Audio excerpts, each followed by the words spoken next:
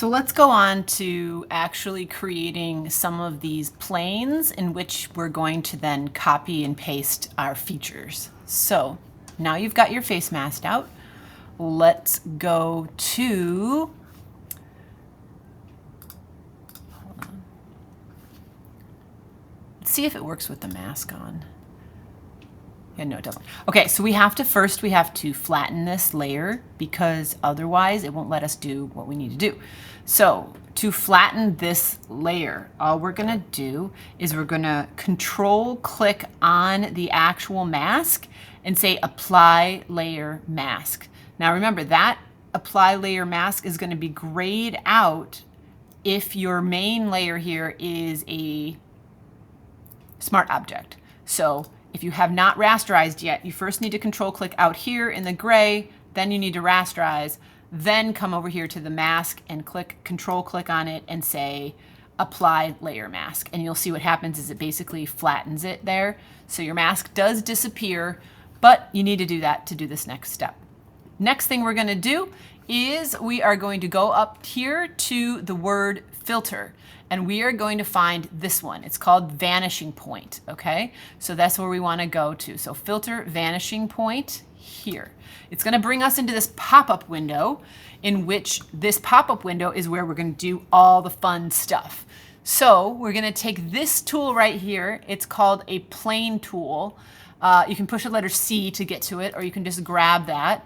And basically what you're gonna do here is you're just going to start creating some of these planes. So I'm clicking 4 times here to make a plane. I find that with this project, it does tend to work pretty well or better if you make it go from the face is the bigger section, and then as it goes away from this face, you make it smaller. I find that does work a little bit better. And then I'm gonna push the letter C to grab that tool again, and I'm just gonna create another one. I'm gonna do another one like in a weird place, like kind of out here, and create something there. And maybe push the letter C again, and I'm gonna do one that's kind of focused on the mouth area. And I'm gonna push the letter C again and do, I don't know, I'm just kind of messing around here.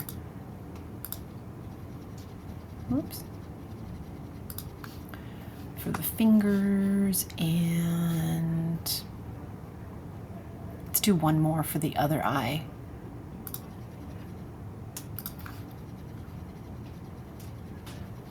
I'm gonna do this one kind of like this, and then do another one that goes like that, and one more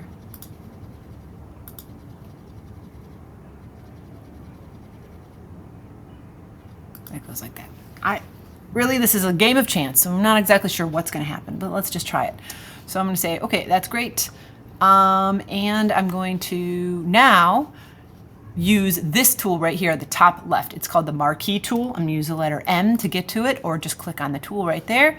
And all I have to do is I'm just going to grab something that's inside of one of these planes that I just created. So I'm going to grab this eye.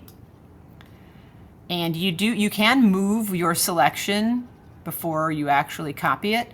But once you're sure, like, okay, that's what I want, push Option, and you'll see that it turns into these double arrows here. So push Option on your keyboard and click and drag, and see what that does. It takes a copy of that thing you had selected and makes another one. So I'm gonna do it again. I'm gonna take this one I already did, push Option on top of it again, and I can pull a second copy. And so I can stack them. Again, I'm just pushing Option, and I'm clicking on it over and over and over again. So I let go of Option after I set it, and then push it again. You can also, let's do another one down here maybe. I'll grab this eye. Okay, Option, click and drag.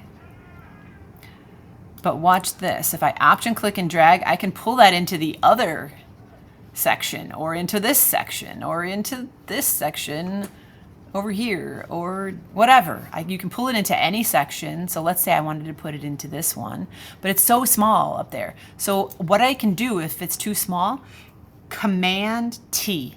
When it is selected, so it has the dash lines around it, Command T gives me free transform. So now I can basically scale up my original selection there. So pretty cool. And then I'm going to go back to this marquee tool, grab this eye again here, copy paste, copy paste. I don't know if I want that eye in the background anymore. Copy paste. So play with it. I don't know if you, one thing is, I'm not sure if you can go back and get one of the previous ones. Yeah, I think once you place it, you place it. So that's kind of a bummer. Last thing to know as you're working and playing here, Option click, drag.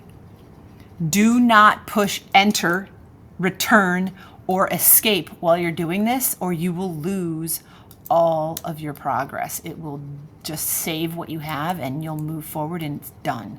So if you push, return or escape, you will lose it all, or you will just save it where it is and you'll have to start all over again. So you probably don't want to do that.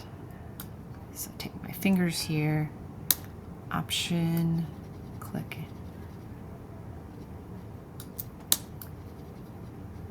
I try to make it look like the fingers are like super long.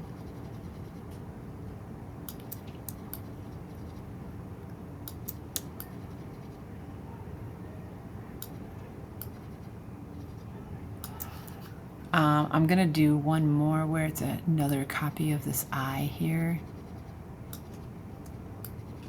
and put it up here.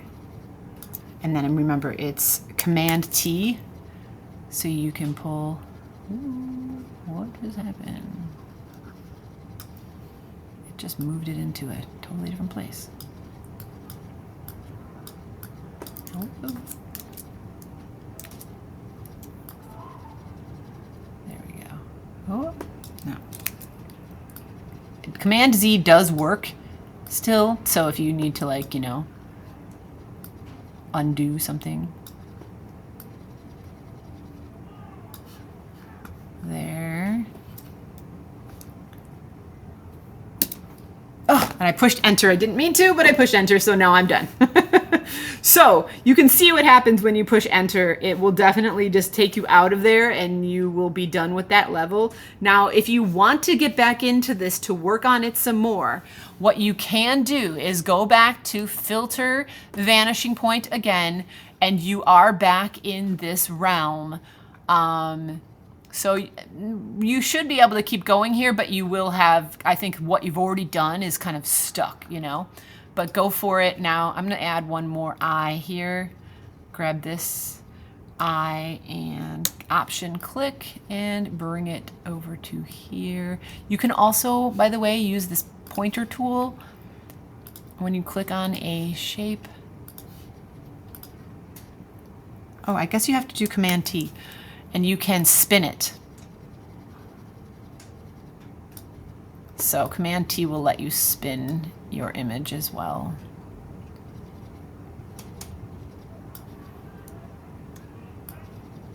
I'm going to make a copy of that.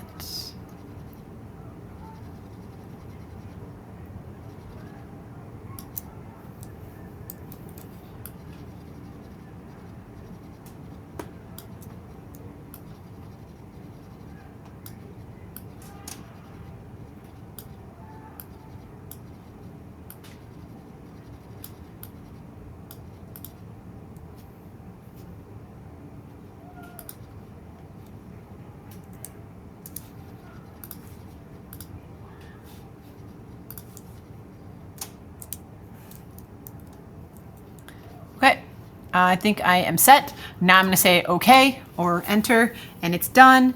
And now all you have to do is give yourself a background.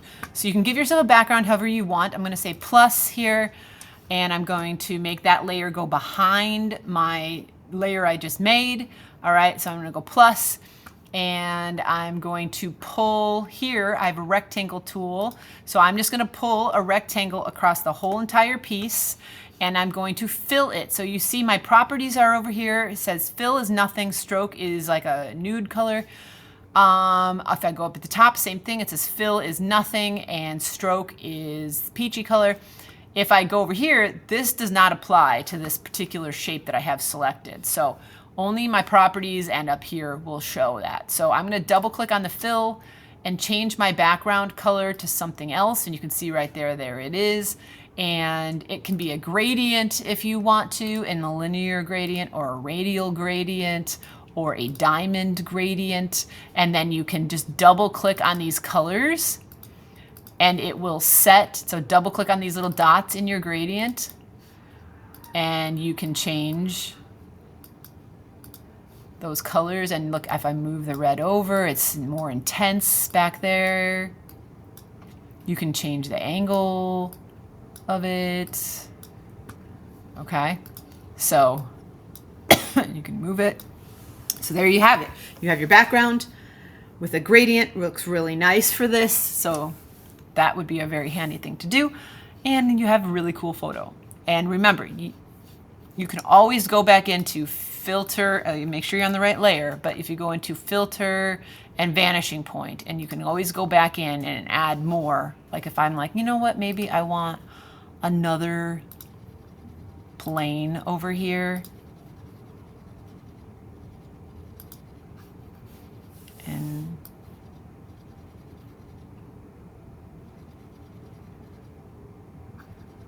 like that. And then I take my marquee tool and I'll take the mouth again. Option, click, drag over here, Command T.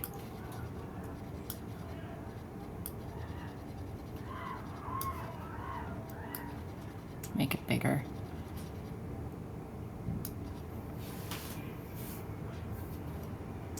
Command T on that one and make a smaller version. Command, or I'm sorry, Option click and pull another Option click. So you can do as many copies of things as you want. If you want it to only have one copy, totally fine with me. It's up to you on what this looks like. Okay? And then say we're good with that. Then you say okay.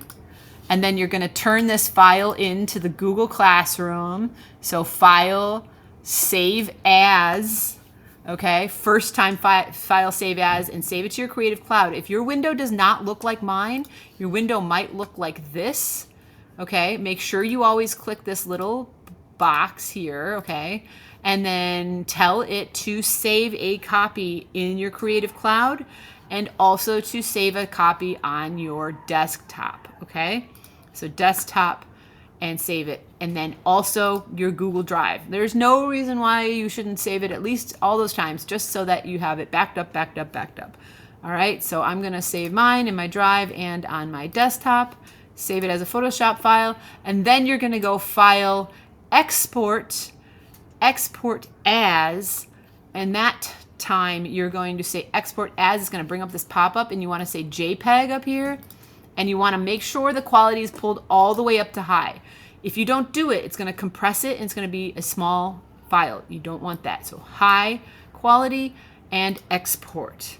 And save that on your desktop or your Google Drive as well. And then I'm gonna ask that you turn both of those files in to the project so that you are able to have both of them turned in. Because I need the JPEG to print and the Photoshop to see what you did. Okay, have fun, and that's all.